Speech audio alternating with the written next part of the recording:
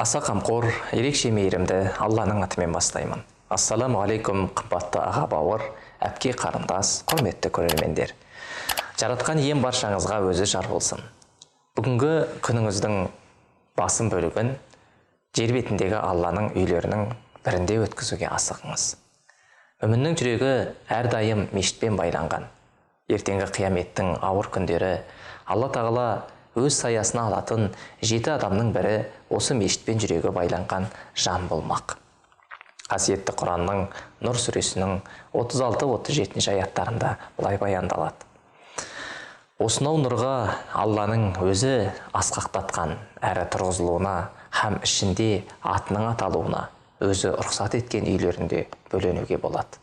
Ол үйлерде оны ертелі кеш сен мінсізсің, кемелсің деп дәріптейтін сондай ер жігіттер бар.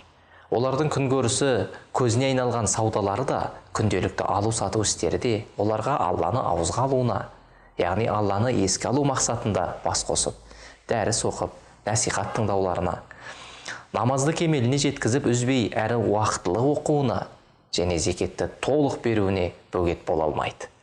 Олар жүректер күйден күйге еніп, астан кестең болатын және көздер шарасынан шығатын ауыр күннен қорқады делінген.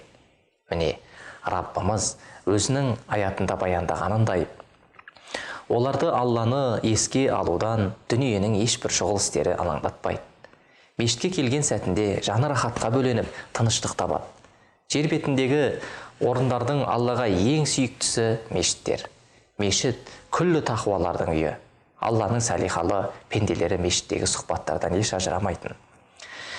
Егер дүние тарылғандай күйге түссе, дереу мешітке келіп, құтылуға, тазаруға асығатын. Бірде пайғамбарымыз саллаллаху алейхи уассалам екінді намазынан кейін мешіттен шығып кетеді де, ақшам намаз сәтінде қайта оралғанда сахабалардың мешіттен әлі тарқамай отырғандықтарын көреді. Сонда олардан не үшін отырғандарын сұрайды. Олар бір намазды атқарып болып, келесі намазды күтіп отырмыз деп жауап береді. Ол саллаллаху алейхи уассалам Аллаға серт етесіңдер ме? Сендерді тек қана осы мақсат отырғызды ма дейді. Олар Алла куә, біз де осы мақсатта ғана отырмыз дейді. Осылайша Алла елшісі саллаллаху алейхи уассалам олардан дәл осылай 3 мәрте сұрады. Кейін сендерді куә етемін, Алла тағала сендермен періштелерінің алдында мақтан тұтты деп сүйіншілейді.